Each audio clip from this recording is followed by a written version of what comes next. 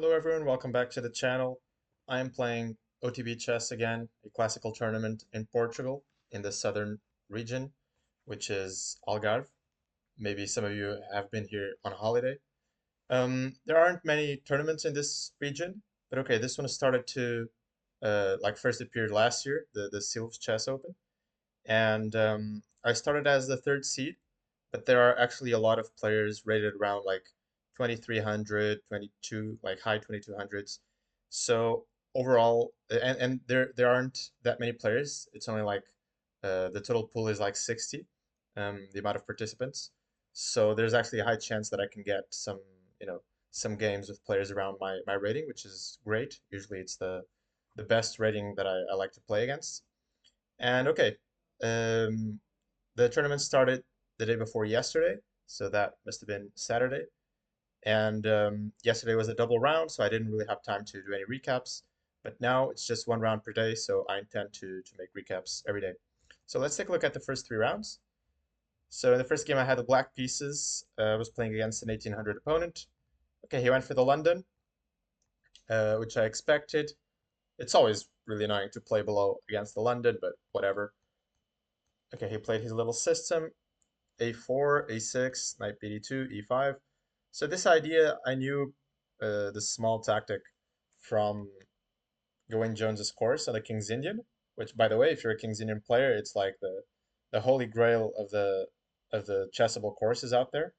And Gawain Jones, of course, is completely, one of the most bona fide people to talk about it. Okay, Bishop H2.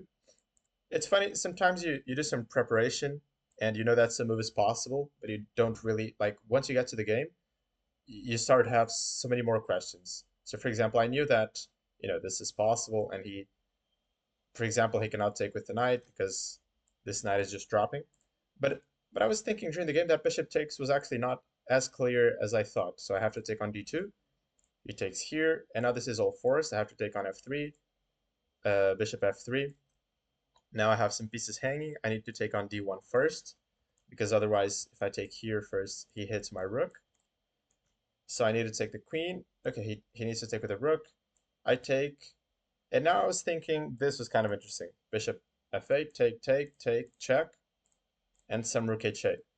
And I mean, I went for it, of course, because I knew that it existed, so it must be good for black. But if I didn't know about it, I'm not so sure.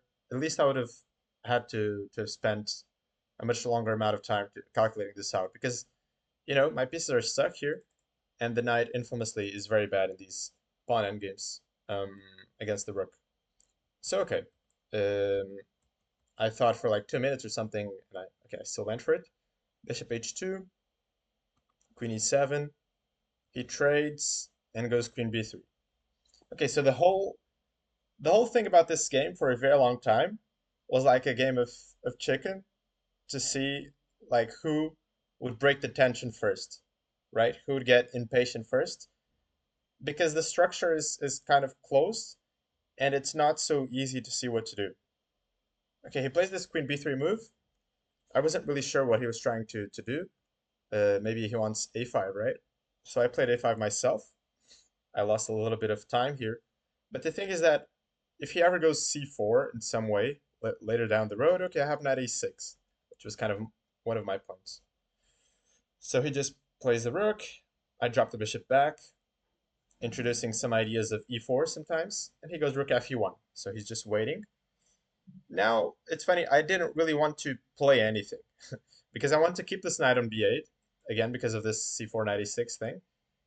And I just want to make some useful move, but okay, I couldn't really convince myself to play some h5 or something. So I just played knight d7. And he goes knight d2, expected. And I played king h8. Here, I thought for like 10 minutes. My time management has been pretty good so far, I would say. And I feel like I'm seeing a lot of things, like a lot of ideas for him, for myself. Here, I thought for around 10 minutes, and I was trying to figure out like some differences between playing h5, king h7, and f5, or just king h8. I mean, the small downside to king h8 is that, you know, I'll go f5 at some point and so on. And later down the road, the king is just a tad bit weaker and more vulnerable on h8. But of course, it's kind of like these nuances that don't make that much of a difference. Probably h5 is possible too, but I thought it was just a little bit slower. Okay, now finally he loses his patience a bit. He loses his cool.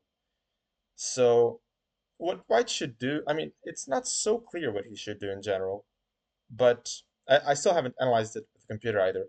But in general, what White should do in the structure is actually trade on e5, release the tension like this. And okay, he gets a bit more breathing space for his pieces. And most importantly, he's not getting mated after like e4 and f5, f4 because the center is open and you cannot carry out an attack on the wing so well when the center is wide open. And but still, it's not so obvious what he's trying to do in this position because bishop f3 is always met with e4. And if he cannot contest this bishop, then I also have some easy flowing play. So he goes bishop f3. That's why I say he loses his patience because he forces me to push to break the tension here. But okay, this is just a bit too slow. So now my attack is coming through. For example, I was also thinking for a long time about just closing myself.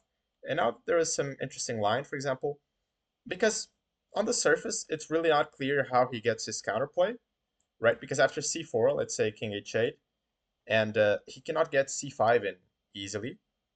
And but eventually I considered knight b1. It's a bit slow, but it comes around. Knight c3. Okay, let's say I go g5, knight b5. And I thought it was annoying to defend the pawn, actually. I couldn't exactly see a way. Because look, when my knight uh, gets out of d7, it loses the control over the c5 thrust. So he can immediately go c5, and this is probably terrible for black. Rook c8 just doesn't do it because at least you can repeat. Um, and the other rook to c8, I mean, it's just stupid because this rook is needed here on the offense. So I couldn't really see what to do here. And queen d8 also, I believe, is met with c5. Again, once this bishop opens up, this is like a disaster. And if bc, there's always some stuff like knight b6. So okay, that's why I decided to wait a bit longer. But now, as I said, he's just taking a bit too much time. So he goes c4, but already I'm coming through with g5. So he's not really in time. I didn't think to do some knight b1 because I'm coming through with f4. Although it must be said, I wasn't sure that in these positions I was actually getting anywhere. But okay, I thought this is like, this is the natural continuation of my play. So to some degree, you have to play the moves that make sense and hope that, the position sort of falls into place. So eventually some g4 or something could be interesting. Okay, he goes f3. And I sort of expected this, although black is clearly better after taking. So my bishop opens up, and his structure is pretty bad as well.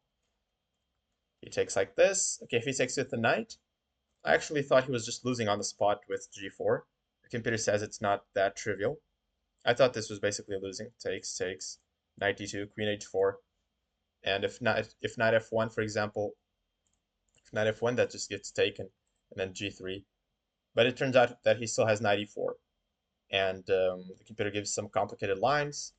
Sometimes white has some only moves, but it seems to sort of hold the balance, I think, or at least it's just slightly worse. Okay, he takes with a pawn. I still went g4. I feel like this was a good move, just blasting his king side open. But he defended well for some moves. Because I thought that in first of all, I thought I was much better, and in practice, I thought it was close to just collapsing for him. For example, okay, if he takes twice, then either knight f6 or queen h4 is coming. Probably, I think I was even going to play knight f6 actually. And the knight joins the party, and his king is just much weaker than mine. And he's also got weaknesses, like his whole center is weak, so this is just gone. But he played bishop g3. The computer says it was best to play like this. He played like that, just a move later. And because of that, the computer wants me to open up the position a bit. Instead of knight f6, he wants me to like take on f3, or on h3 even. But okay, I couldn't really see this all that clearly. Some knight f6. Okay, it's one of those things, like I get it once you put it on the board, but somehow it's not so obvious that you should close the king side like this, at least temporarily. Okay, I played knight f6. I didn't really expect this kind of defense for him because look, I mean, his king is still very weak. I've always got knight h5, to which, by the way, he needs to take with the king here if this ever happens, which is just shaky. And okay, his bishop, he's also blunting his bishop inside the pawn chain, but it turns out that it's not so bad, and it turns out that the computer could actually hold it. Okay, rook e8, queen d3. Here I started to go a bit haywire because I thought I was gonna win like, fairly soon, and all of a sudden I look at the position and it's somehow not so easy to win. Um, Somehow it's not so easy to crash through. For example, I was considering for the longest amount of time rook f6, and then I just noticed bishop h4. Even that is probably okay, but yeah, it wasn't necessarily on my bucket list to just drop an exchange in one move. Okay, eventually bishop f6 was a good move, I think. And I just want to, well, of course I'm threatening to take on bishop h4, and secondly, I just want to play bishop h4 anyway, so he played knight f1, bishop h4, and okay, finally he collapses. The position is pretty difficult.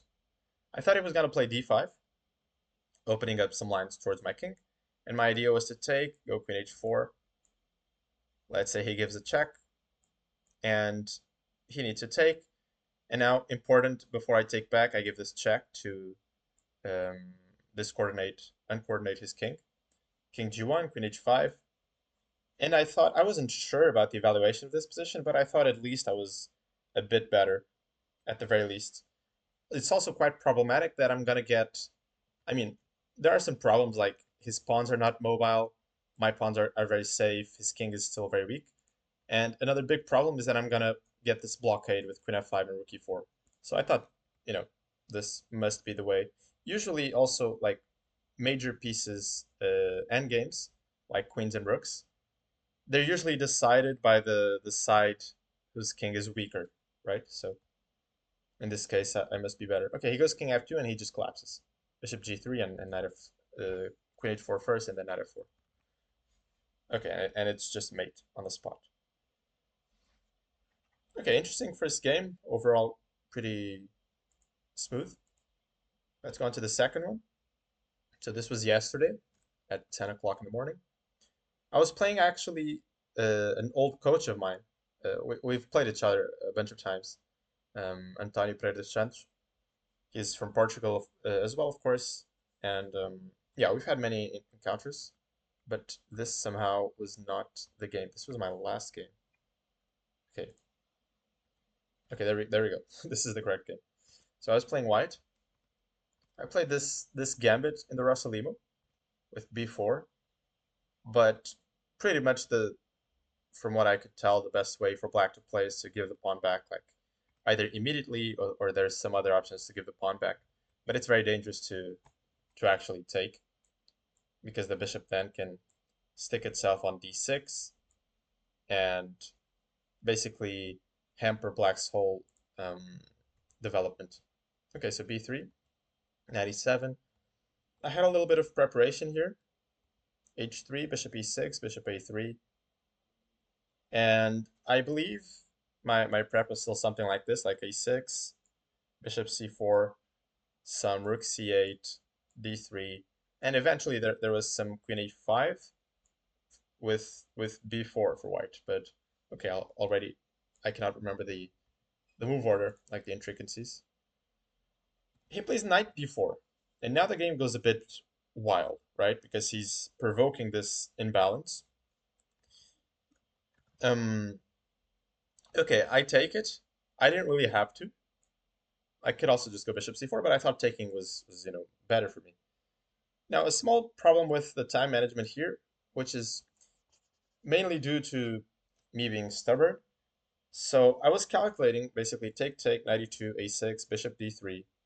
There are some options, I'll get to it in a second, but I was calculating this and I thought, okay, I'm coming through with knight f4, which is probably a big positional threat.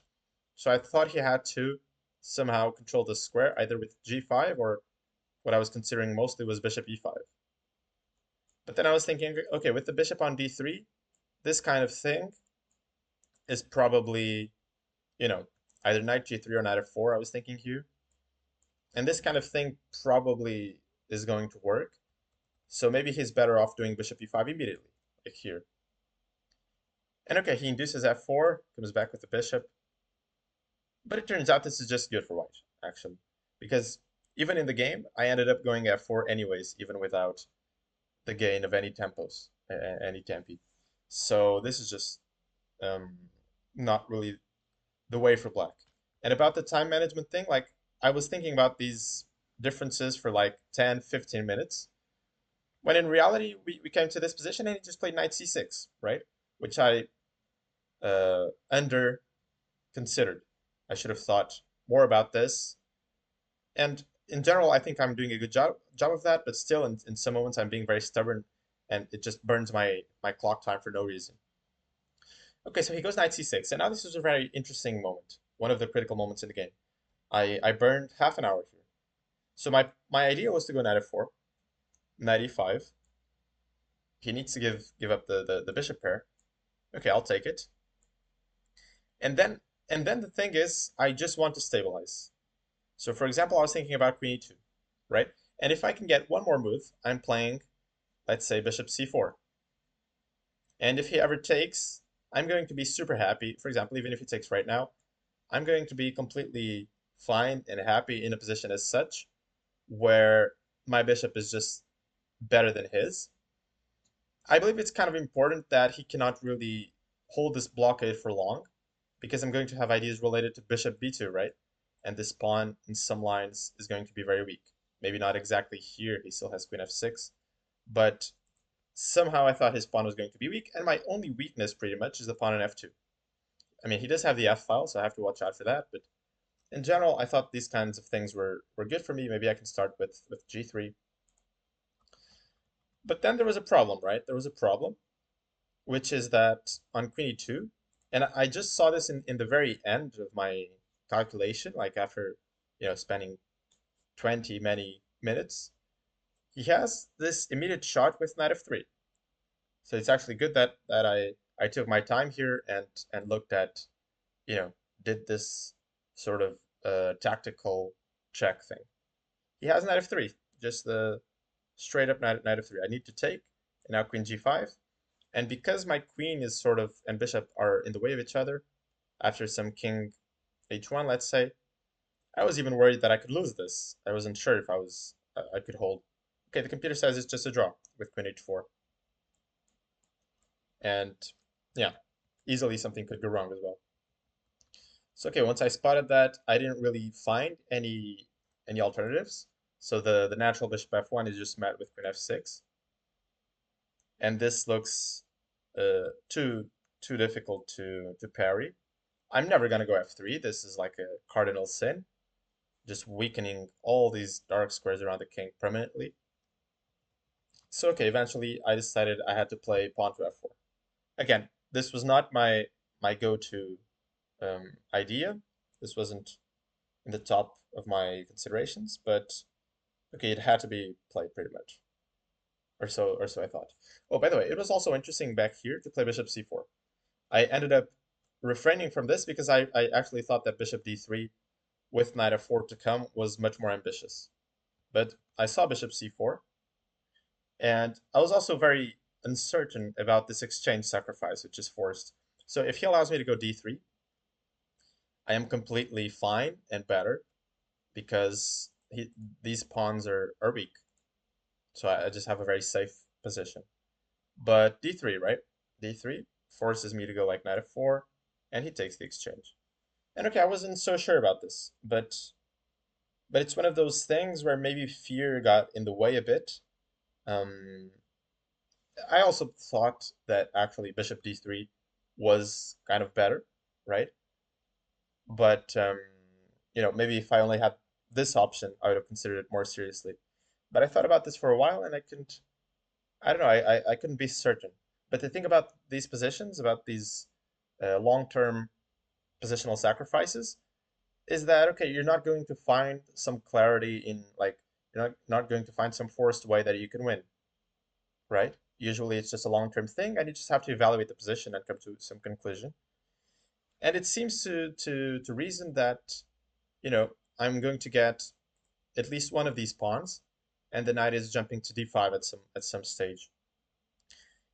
The main thing about exchange sacrifices, I would say, is that, and this is what Shankland also says, um, or I should say, it's what I also say because I learned it from him, that when you're evaluating positions of rooks against pieces, the first thing you should ask yourself is how good are the rooks, and that is kind of largely dependent on me being able to keep these pawns alive, right? Keeping these subsequently these files closed, the C file and the E file.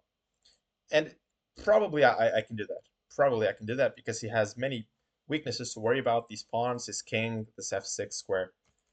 So okay, this was probably the better option. Again, I still haven't reviewed it with the computer, but after human analysis, that seems to be the case. So anyways, the game goes like this. F4. So now pretty much, okay, I'm stopping 95, but my idea is probably going to be F5 at some stage. Probably I'll prepare it with like rook F1 and maybe some knight G3, or maybe I want to keep the knight on E2 in order to go to F4. He starts some direct attack here on the pawn, on the B3 pawn, and this actually turns out to be kind of annoying.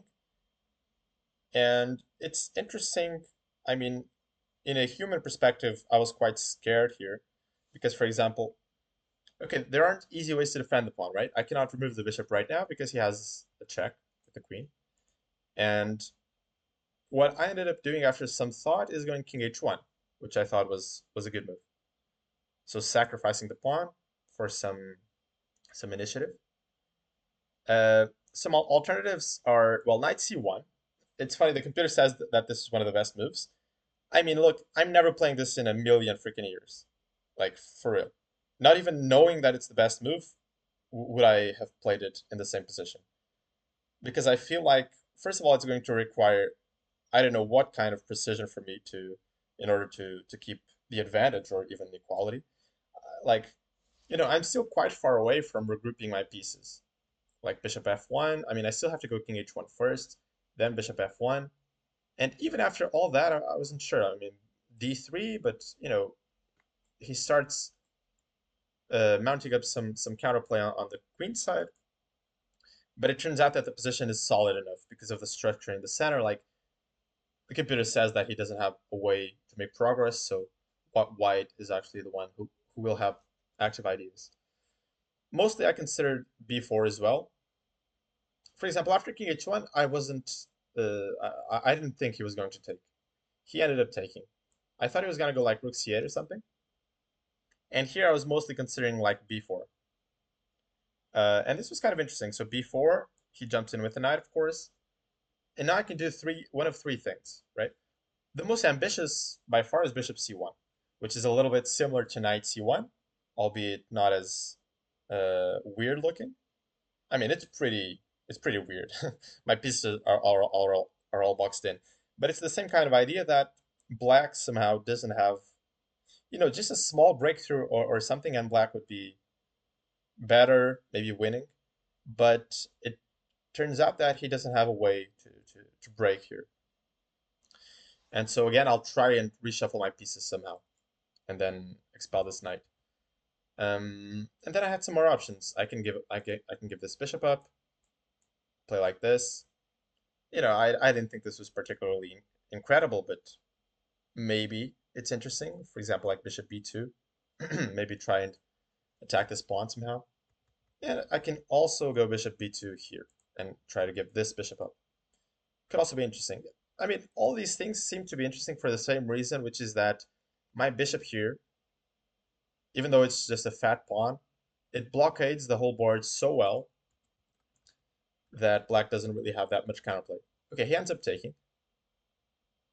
I go bishop c2, and my idea was that in this position he doesn't have a good square for the queen.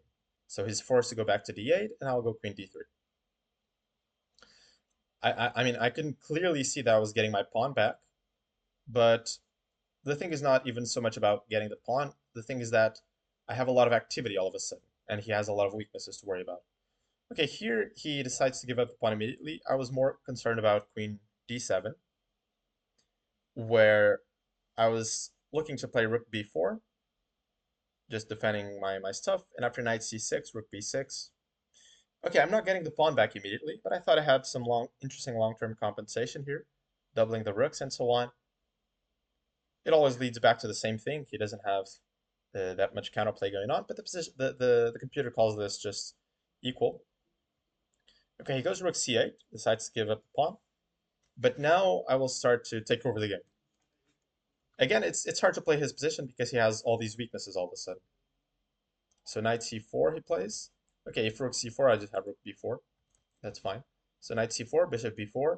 But now after this regrouping of the bishop, he's actually in some deep trouble, and he needs to start finding some some some difficult moves. For example, here I believe the only move, well, I'm not sure it's the only one, but the move the computer was suggesting is knight e5. And the move that he played instead already loses according to the computer. This knight e5 is a nice shot. I can probably take. I should probably move the queen instead, move the queen away. And he manages to get his knight back to civilization. Because what happens is that after queen d7, I found this knight e2, which was nice. And the computer somehow says he's just dead lost. Of course, I couldn't understand that during the game, but I thought his position was. I mean, I couldn't see how he could defend his position, but of course, you don't think that after some random backwards move with the knight, you're going to be winning all of a sudden.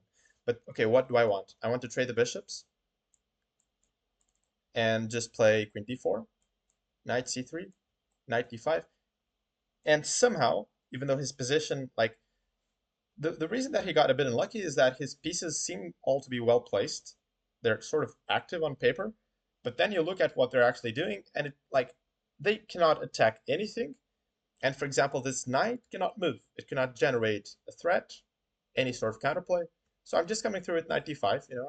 I'm just playing alone, and I'm just gonna win. So he kind of panics and goes queen takes a4, but already that there wasn't really anything better to do. So I trade, give this check, d3. So I'm getting the knight, but there was still one more interesting moment after b5. Um, I mean, I realized here when he took on a4 that actually, because from afar I thought, okay, he cannot take on a4 because I win the knight. But afterwards in the position, I realized that it wasn't going to be that easy because I cannot, I actually cannot take the knight, right? So he takes with the rook and he just gets enormous counterplay against my, you know, gets some pins going on and stuff. So instead, knight c3, but this is just very strong. It's also not particularly difficult. It was already my idea. But the knight is just coming to d5, and that's all she wrote, pretty much. Okay, he tries some counterplay. Knight f6, I take this pawn. There was a nice way to finish off the game here if he had played king e7. I can go queen e7, or sorry, queen f6, and then this detail with rook c1. Um, because now if he just removes the queen somewhere, I'm actually getting a mate. Rook e7, knight f6, and queen f8. And okay, if he takes, the thing is that once we get to this stage, he goes like king c6, and now his queen is unpretty. Okay, so there was that. He went back, lost a bunch of pawns, and then knight d5 is pretty simple. And okay, he loses all his stuff and gets mated. So the middle game was pretty interesting. I didn't feel safe at all, you know, at all times in the game. Here, after queen b6, for example, I mean, look, I'm not sure. In a practical game, I'm just not sure if black doesn't have some way to create huge problems. I wasn't sure if I could be worse. I'm not. I just wasn't sure. But after that, the trend seemed to be just upwards for me um, until the end of the game. Okay, now let's take a quick look at the last game for now, the third round. Again, it was a double round yesterday, and I was playing this 2280 Spanish player with black. Okay, I went for this King's Indian setup against this what's it called? This Larison opening. But he wasn't really in the mood to play. Okay, he just trades on e5, goes knight g5. This is what they usually do against me when they just want to make a draw, from my experience. Rook d1, h6, and okay, the game was completely uneventful. Around here, I offered a draw, but we could only draw on move 30, so we just made some moves and eventually just repeated with the kings. Okay, very uneventful, but you know what can you really do in this position? So yeah, today will be the fourth round. I'm playing a 2350 Swedish player, and now it's only one round per day. So I will be trying to make daily recaps, and let's see how the tournament goes. It could go really well because again, I'm probably gonna get a lot of pairings around my rating, uh, my yeah, around my rating hopefully. So let's see how it goes, guys. Talk to you soon. Bye.